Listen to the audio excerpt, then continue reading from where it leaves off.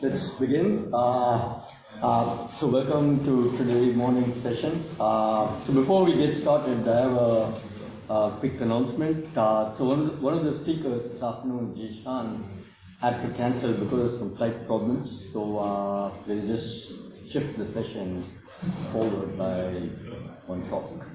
All right, so the first speaker is Charlie Kane. Talk about topology. Okay, thank you very much, and thank you to the organizers for giving me the opportunity to come to Santa Barbara. I love this place, so it's very nice to come back. I want to tell you about a story about topology, but it's a little bit different. So we're used to thinking about topology in Hilbert space. This gives us a way of distinguishing phases of matter that have the same symmetry. They're very beautiful things that happen because of this. One has quantized response in the quantized Hall effect, where you're really measuring a topological invariant that characterizes some winding of the wave function in momentum space.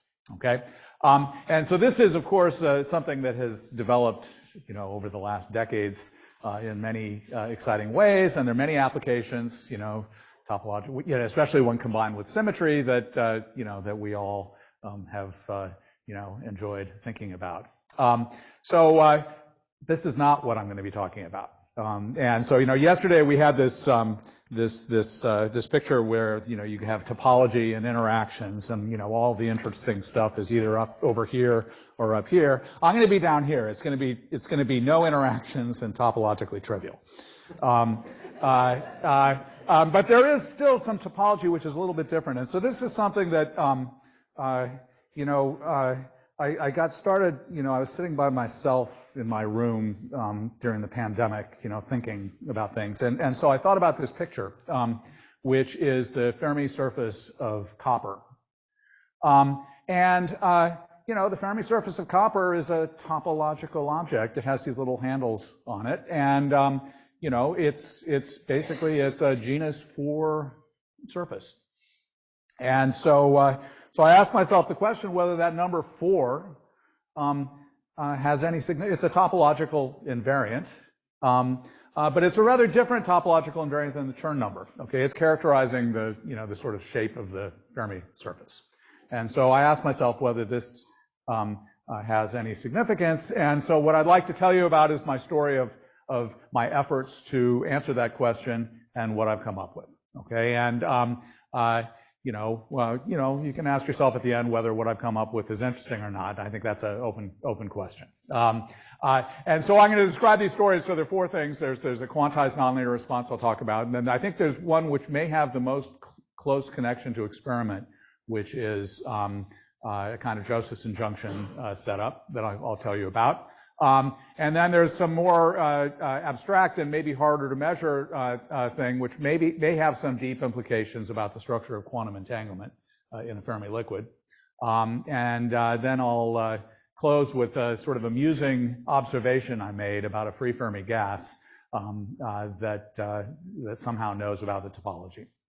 Okay, so I started off, sort of dreaming by myself, and then I was joined by my student Pak-Man Tam, and he really played a key role in a lot of these later developments, and also Christophe Dubulle is a postdoc at Penn, and Martin Klassen is a junior professor, a colleague of mine. Okay, so my first thought, of course, was the Fermi surface of copper. This is 1960s. Physics. There can't be anything new here, but I was given hope by when I realized that in one dimension I already know the answer. Okay, and I've known the answer for a long time. In one dimension, there is something that knows about the topology of the Fermi surface, and that's the Landauer conductance. Okay, so if you imagine you have a ballistic one-dimensional conductor, the Landauer conductance is quantized, and and there's this usual argument that you can give for the quantization of the Landauer conductance, and it's just like the argument you give for the quantization of the integer quantized Hall conductance. It's the same argument. But unlike the integer quantized Hall effect, which is really characterizing the topology of a two-dimensional system, it's the Chern number, if you will, of a two-dimensional band structure. The Landauer conductance, it's not a property of some two-dimensional band structure. It's a property of the one-dimensional Fermi C. Okay, it's a topological property. You can change things a little bit; it doesn't change. Until you change it so much that maybe you split the Fermi C into two pieces, and then the integer changes. Okay, and so this Landauer conductance probes a topological property of the Fermi C. It's kind of a trivial topological property. It's just the number of components that the Fermi C has. Okay, now of course this is not as good as the quantization in the integer quantized Hall effect. It's less robust. It relies on the absence of backscattering. Okay, and so one needs some extra translation symmetry in order to protect this Landauer conductance. Okay, but I'm going to lower my standards and allow myself to believe that I can have a system where translation symmetry is good enough that we can protect this Landauer conductance. And in practice, this quantized Landauer conductance could be observed. Okay, so there's classic experiments where you measure the quantized conductance in a one-dimensional conductor. Okay, so the question is, how can this generalize? So generalize to higher dimensions. And so the first thing I want to tell you is what's the generalization of the number of elements of the number of components of the Fermi surface to higher dimensions. And so that's a topological invariant called the Euler characteristic. Okay, and so let me tell you what the Euler characteristic is. So there's a mathematical definition of the Euler characteristic in terms of what are called the Betti numbers, which are sort of counting the number of cycles that are topologically distinct. But as a matter of practice, let me just tell you in 1, 2, and 3 dimensions what the Euler characteristic is. So in 1 dimension, it's just the thing that's measured by the Landauer formula. It's the number of components. In 2 dimensions, it is the difference between the number of electron-like Fermi surfaces and the number of hole-like Fermi surfaces. So you can have an electron-like Fermi surface that encloses electrons, or you can have a Fermi surface that encloses holes. Now, here I have a Fermi surface which is open, so doesn't really enclose electrons or holes, and that contributes 0. Okay, and so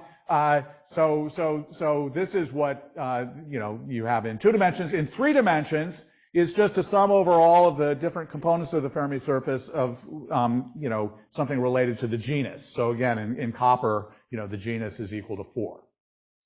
Okay, and so this is what this topological number is. One thing I want to make, there's a subtle distinction here. I'm talking about the Euler characteristic of the Fermi C, which is what's inside the Fermi surface. Okay, that's related to the Euler characteristic of the surface. Okay, just like in 1 dimension, every Fermi C has 2 Fermi points. Okay, and so in general they're related to each other. In odd dimensions, the Fermi surface is twice the Fermi C. Actually, in 2 dimensions, every Fermi surface is a circle, and all the circles are topologically trivial. Okay, and so actually in 2 dimensions, the Euler characteristic of the Fermi C has a little bit more information in it than the Euler characteristic of the Fermi surface. Okay, so that's a distinction. Okay, and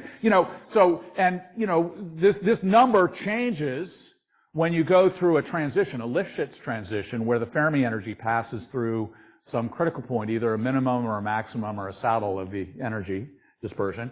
And so that's what happens in between these pictures. Okay, so the question is could this be related to any kind of physical response? And so again, I start off where I know what I'm doing, which is in 1 dimension. Okay, and so let me remind you of an argument for how to think about the quantized conductance in 1 dimension, which is related to the quantized conduction of in the integer quantized Hall effect. Okay, and so this is this classic Laughlin type argument where I take a ring with periodic boundary conditions, and I thread a magnetic flux through the ring. Okay, and so you know what that does. I have all of the, on a finite ring, I have all these discrete, quantized states, and when I thread the flux, I just move them all over by one space.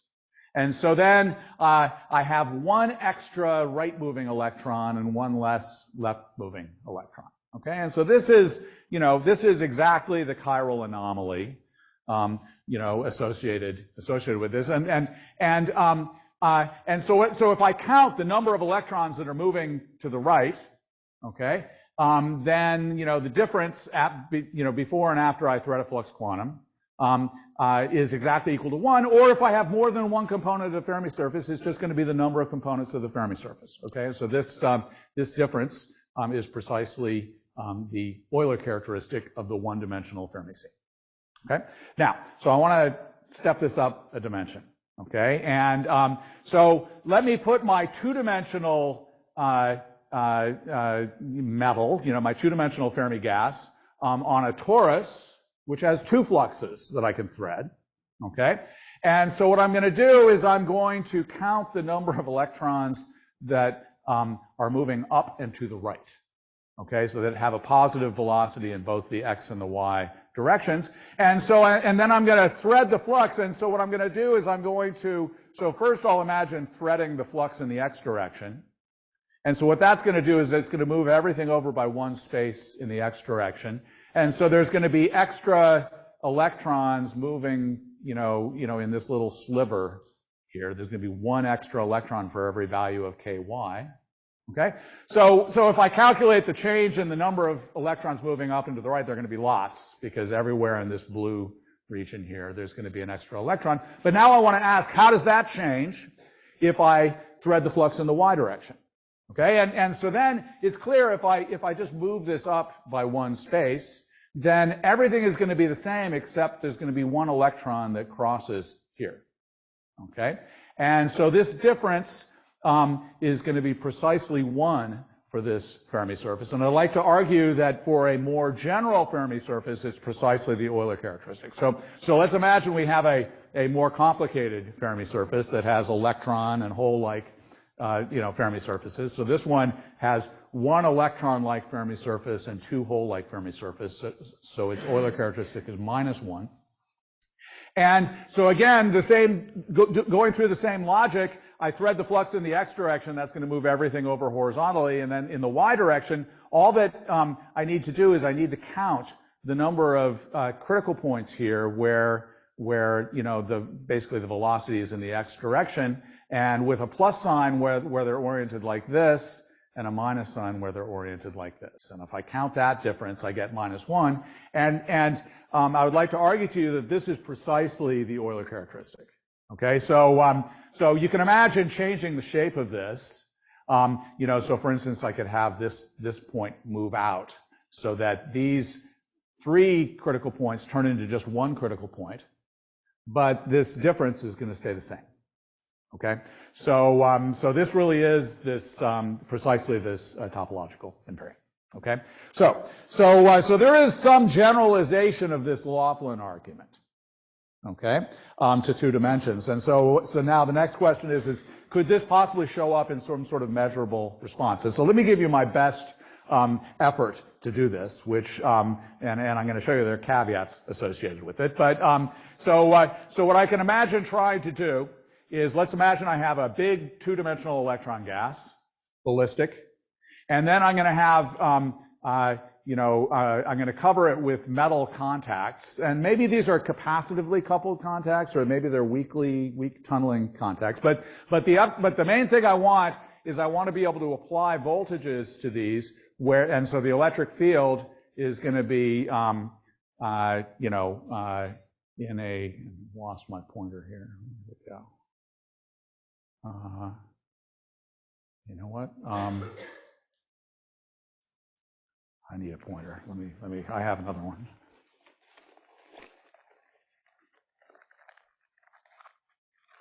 I think the battery must have run out.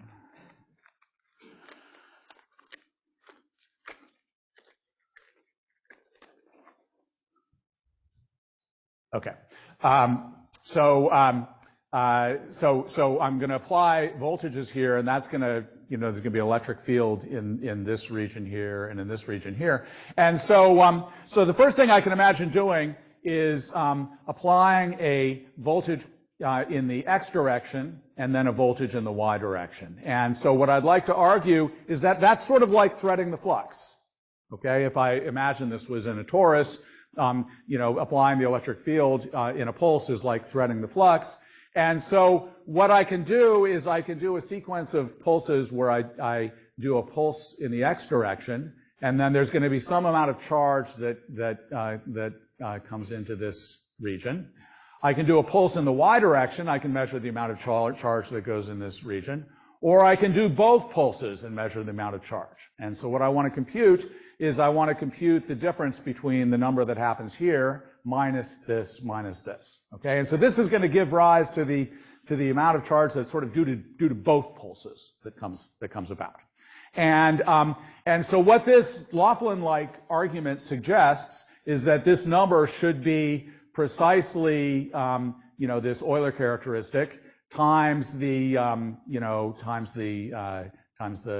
integrated weight under these pulses. So for instance, if I thread an do the analog of an H over E pulse, H over E flux, then there will be exactly one electron that gets transferred. Okay, so this is in sort of a time domain setup. You can also imagine, and there you need to do this subtraction. You could also imagine a frequency domain setup, and there the subtraction is sort of automatically taken into account because at the sum frequency you only get the contribution due to both, and so this leads to a frequency domain response that looks like this. And so this is sort of a generalization. You can think in one dimension. You can do the same. You could do the same sort of thing. And this is in one dimension. You'd have Q at omega is going to be something proportional to V divided by omega, and that's just the Landauer conductance at finite frequency. Okay. Now, so this is the prediction, and so now let me tell you the issues with this prediction. And so these are caveats. So what this analysis is exact for, it's an exact calculation, but it's an exact calculation if I take the size of this two-dimensional electron gas to infinity, and ignore and no interactions. Okay, and both of those are a problem. So in particular, the finite size is going to put a lower bound on the frequency. Of course, if I do it too slow, then I'm going to run into the wall here, so I have to work at a high enough frequency that I'm not sensitive to the boundary. Okay, and moreover, if the Fermi gas has interactions, if it's a Fermi liquid, and there are Fermi liquid parameters, then that modifies this conductance. Okay, and so actually, this is something that happens even in one dimension. If you're to do this AC version of the Landauer, then at finite frequency, infinite length, the one-dimensional conductance in a Luttinger liquid is modified by the Luttinger parameter. Okay, and there's an old calculation that Matthew Fisher and I did 30 years ago that predicted that the conductance of a Luttinger liquid is K times E squared over H, and that is precisely in this finite frequency domain. Of course, that's not what you measure when you do a DC transport measurement. Okay, but unfortunately for this setup, we don't have the luxury of doing DC transport. Okay, and so that's the issue with this. So I'd like to come up with something better. Okay, and so one idea that we had was to replace the Y voltage divided by omega with a superconducting phase with a phase difference. Okay, so omega times the voltage is like d phi dt, so V over omega is like a phase difference. And so what that motivates us to think about is to, oops, pushing the wrong button. Oh, God. So what that motivates us to think about, and let me just do this.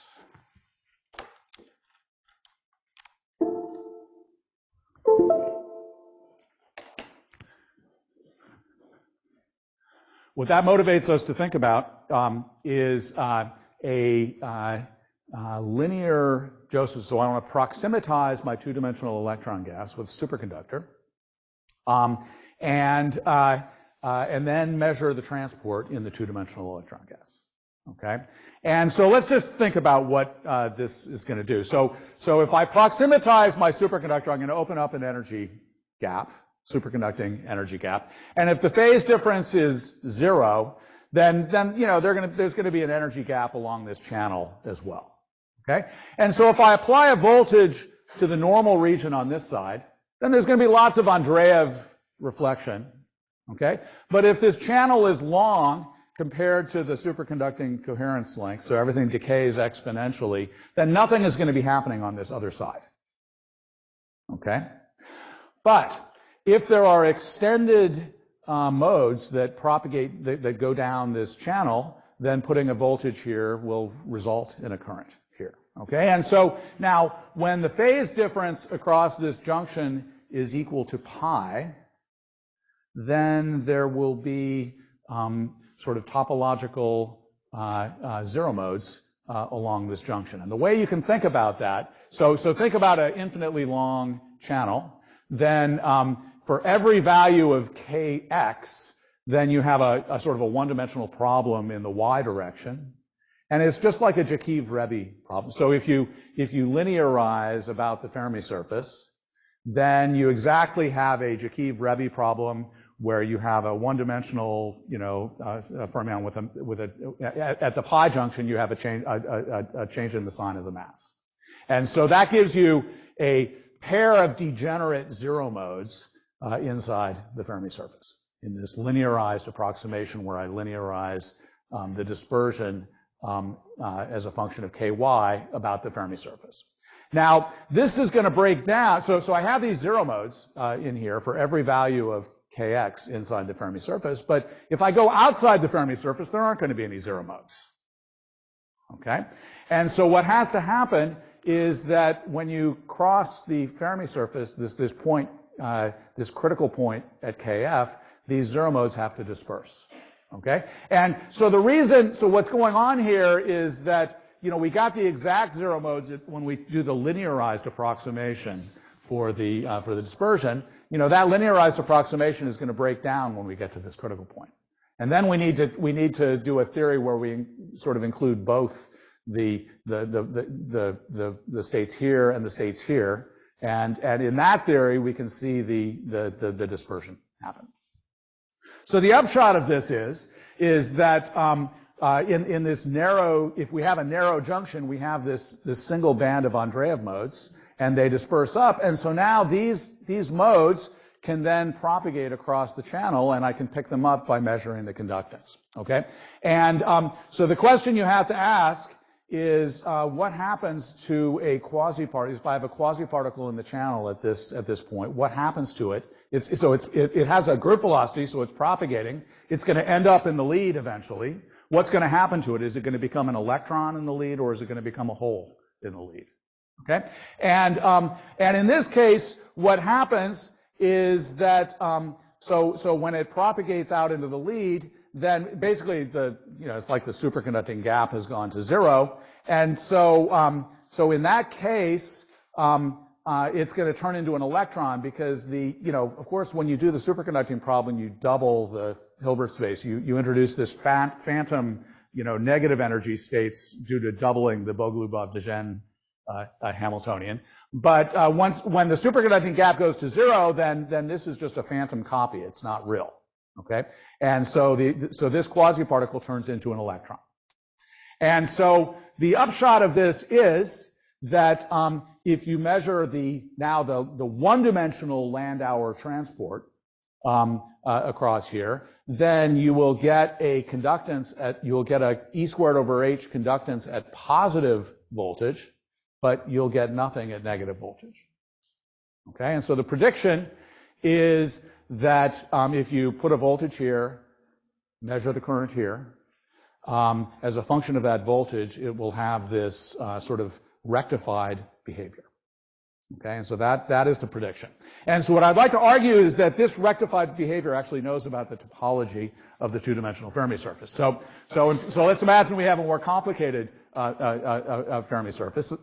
So there are going to be Andreev modes which disperse associated with every critical point where the velocity is sort of parallel to the channel. Okay, so it's going to pick up these critical points on the Fermi surface, which are the same, kind of the same as this Laughlin-like argument where I picked up a critical point.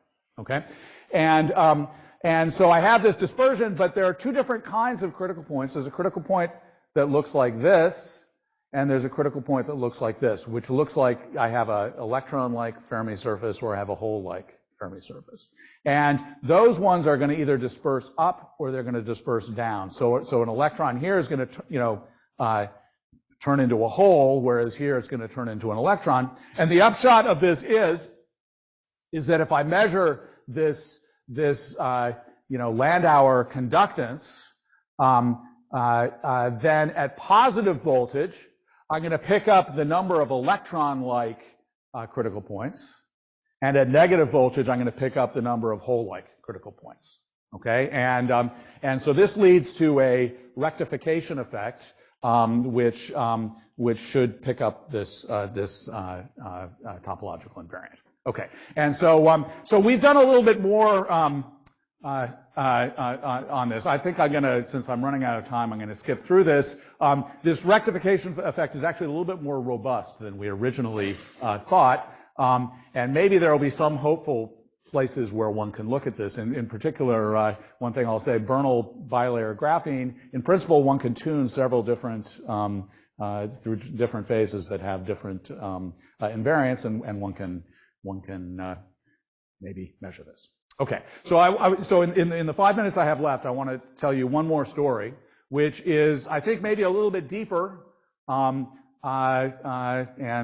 maybe it has some more consequences, which is the structure of the quantum entanglement in the ground state of a Fermi liquid. And so there's a long history of the connection between entanglement and topology. There's the topological entanglement entropy in a topological phase, which relates the sort of mutual information in three regions to the total quantum dimension.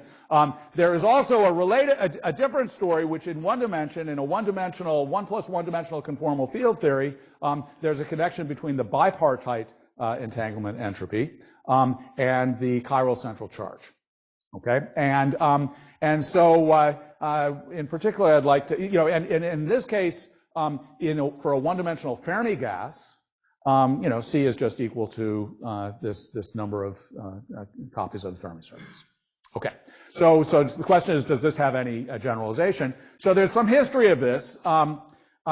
So people did think about how this Cardy and Calabrese result gets generalized in higher dimensions. If you have a Fermi liquid, in higher dimensions, then this Cardy law gets modified in this way, and this you can sort of understand very simply that. You have, in d dimensions, you can imagine you just have many, many one-dimensional channels, and you get a log for every one-dimensional channel, and that just gives you something which is proportional to the area of the Fermi surface. Now, this is not what I'm after, though, because this depends on the sort of, the scale of the Fermi surface. It's not going to be a topological number.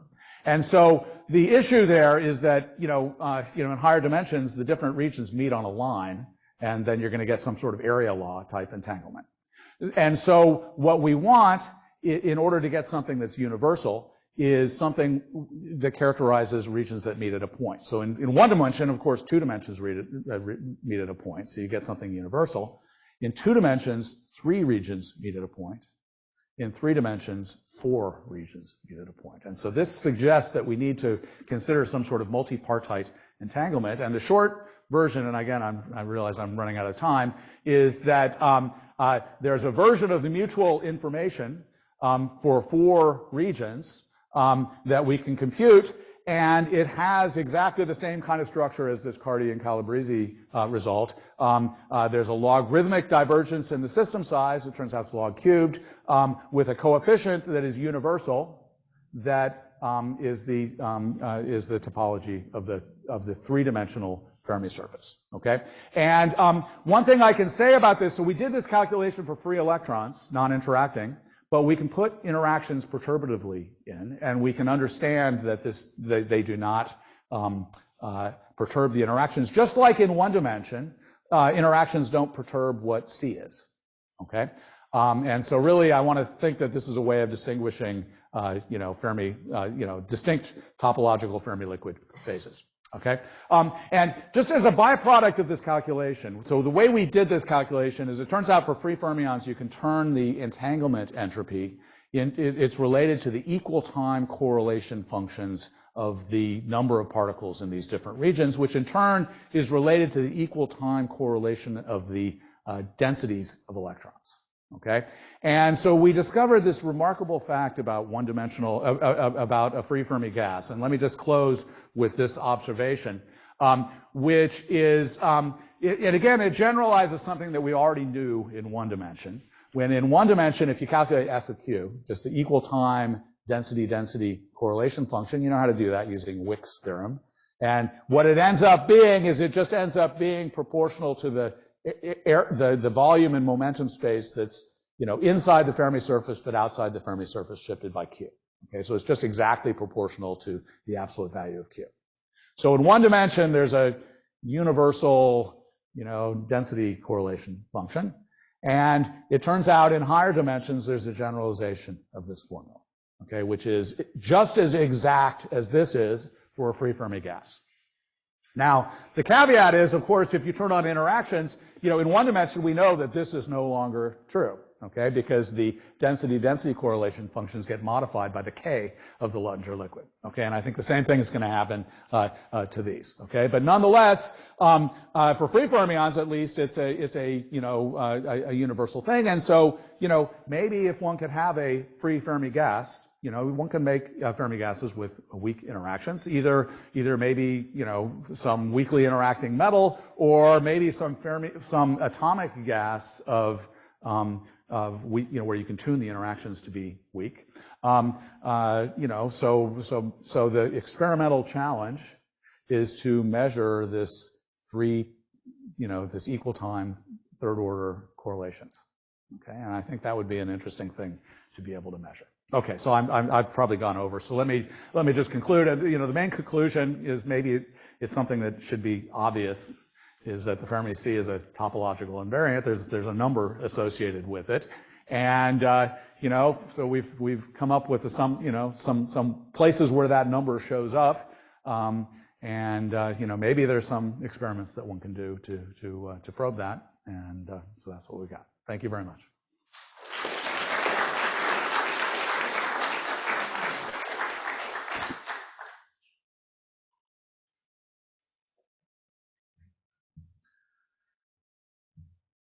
Yeah, right. Yeah, this is really interesting results. Actually, the entanglement entropy for the Fermi surface has a universal scaling with a log L to the power 3. So I just wonder if I modify the shape of the Fermi surface and change the chi, the topological number. So after critical point, does the entanglement entropy still scale with the log L to the power 3, or is it different? Yeah. So you're saying if you're exactly at a Lifshitz transition. Yeah, exactly. Yeah. Then so certainly there must be some scaling that is different than the log cube that happens exactly there. Yeah. And so no, I haven't worked out what exactly that So is there an intuitive argument why it scales a log L to the power 3 instead of some other power?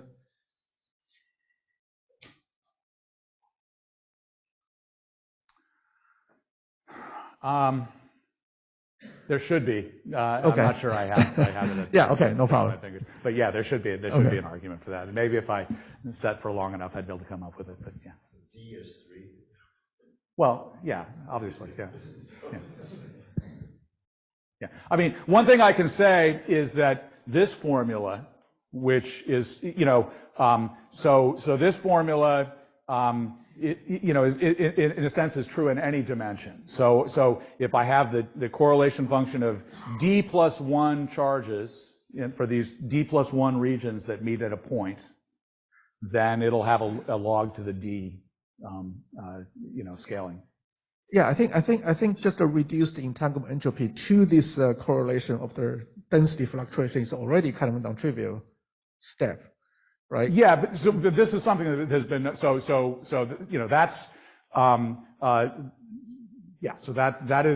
that is something that you can understand in several ways. One way, the way we did it was by doing this sort of replica theory. Right. So this is a fact for free fermions that one can reduce the entanglement to the correlation function of the number. And one thing I'll say about this, which is kind of interesting, so I told you that this result is modified by Fermi liquid interactions. So if we have Fermi liquid interactions, then, this correlation function, you calculate this, you have to dress it with RPA bubbles. And those RPA bubbles then change the answer, okay? But when we do the replica theory to extract the entanglement from this, we have checked that those RPA bubbles go away. Okay. And you see, the same thing happens in one dimension. So you could do exactly the same calculation in one dimension where the log L, the Cardy-Calabrese result, is related to the log you get in the just 2-point correlation function. And that, of course, is modified by interactions. And we know that those have to go away in the entanglement entropy. Okay. And so that fact sort of is also true in higher dimensions. Yeah, thanks.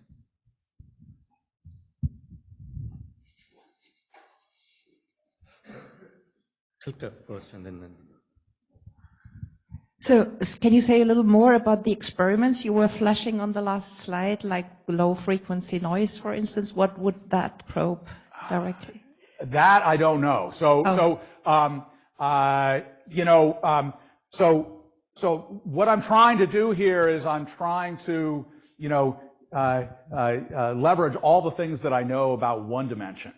Okay, so in one dimension, the low frequency noise is related to the Landauer, is related to Landauer, and so the question is whether there's a version of that at higher frequency, and I don't know the answer to that. Similarly, the thermal conductance in one dimension, the thermal conductance measures C. Okay, and so that's nice because unlike this Landauer conductance, it doesn't depend on the interactions. Okay, and so one question is whether there's some kind of response in the higher dimensional case that is like this, and there the answer is I don't know whether that exists or not. Okay, and maybe I should think of this C as being related to some kind of gravitational response, but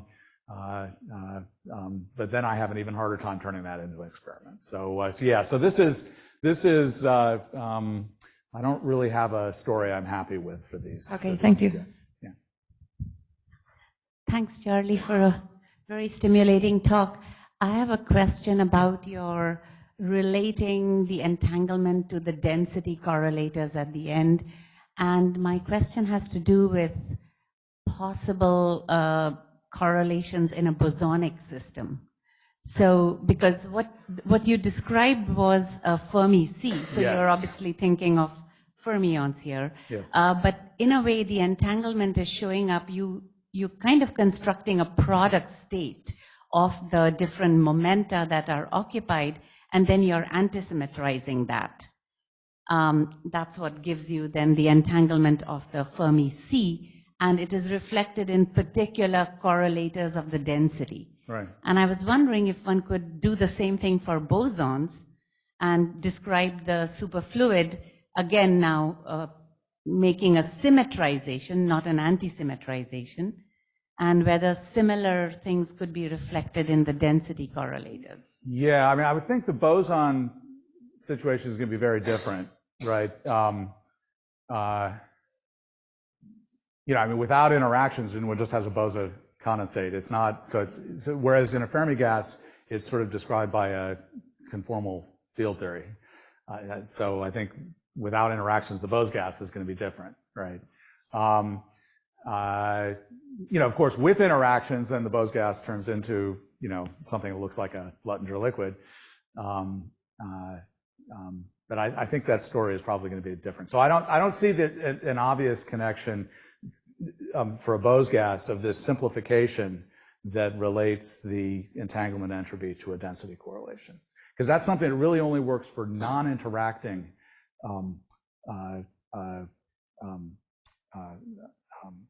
fermions. Right? Okay, thanks.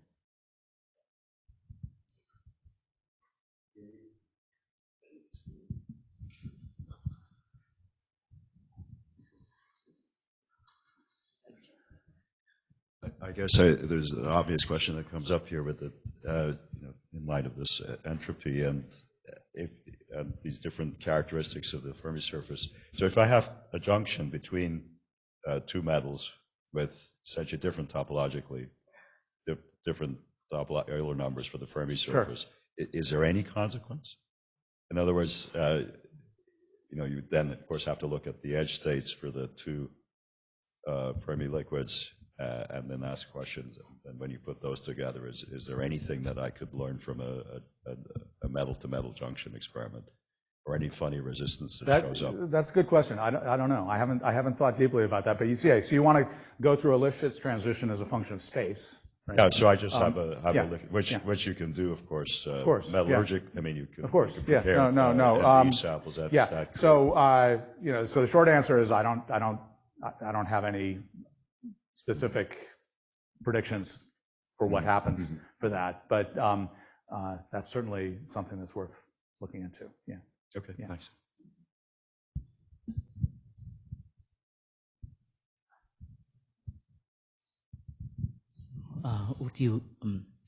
Will the result on multipartite entanglement be valid also in system where the Fermi surface is emergent, like for example the HRR quantum Hall state, or like I don't know. So the only thing I know, the only thing I can say confidently is that if I perturb a free Fermi gas, that is true. So what I think this is telling me though is that in a Fermi gas you basically have non-interacting quasi-particles, and the entanglement, this singular term in the entanglement is coming because those non-interacting quasi-particles travel for a long distance, and that gives rise to this universal contribution. So I suspect that if that is the case for an emergent Fermi surface, maybe it'd be the case, but for the like in the Hatfield-Landau level, those fermions are interacting by gauge fields, right? So they're not truly non-interact. They're not close to a non-interacting limit, right? So I'm questionable. I have questioned whether I can state confidently that this would apply. Yeah. You sort of mentioned how the Euler characteristic comes into all the responses, but does the Euler characteristic completely describe the topology of the Fermi surface? Are there distinct topologies with the same Euler characteristic? I mean, sure. I mean, they're all the Betty numbers, right? So you could imagine, a Fermi surface that looks like a annulus, maybe, which has Euler characteristic 0, is maybe different than a quasi-one-dimensional Fermi surface. Okay, and so then you can, I suppose you're asking whether there's anything that distinguishes those, and there may well be, but the things that I've been looking at would not. Okay, thank you. Hi, thanks for the interesting talk. Could you explain what kind of calculation you did to see that the mutual the multipartite entanglement doesn't change under like weak perturbations, and also like I have a picture here. Yeah. So let me tell you what that calculation is in one dimension. Okay. So in one dimension we know Cardy-Calabrese gives us C, and we know that the answer is right. So what the calculation so we want to calculate the entanglement, entropy, and we can use the replica trick to simplify that. And so for free fermions, this quantity then is related to the correlation function of the density. And so what happens is that the correlation function of the density involves all these sequence of RPA bubbles. And what happens is that these terms, when you take the n goes to 1 limit, these terms go away. Okay, so you can show that these terms vanish in the replica limit. So if I just calculate the density correlation function for one replica, then it's modified by the interactions. But if I do this n goes to 1 limit, then these corrections all go away. So that's the way I can recover in this kind of calculation. That's how I can recover the Cardy-Calabrese result. But then the virtue of this calculation is I can generalize it to higher dimensions. So it vanishes to all subleading orders as well. The contribution from weak interactions. So I think I can say that the singular contributions would vanish. Yeah. So the coefficient of the log will vanish. Yeah. All right, thank you.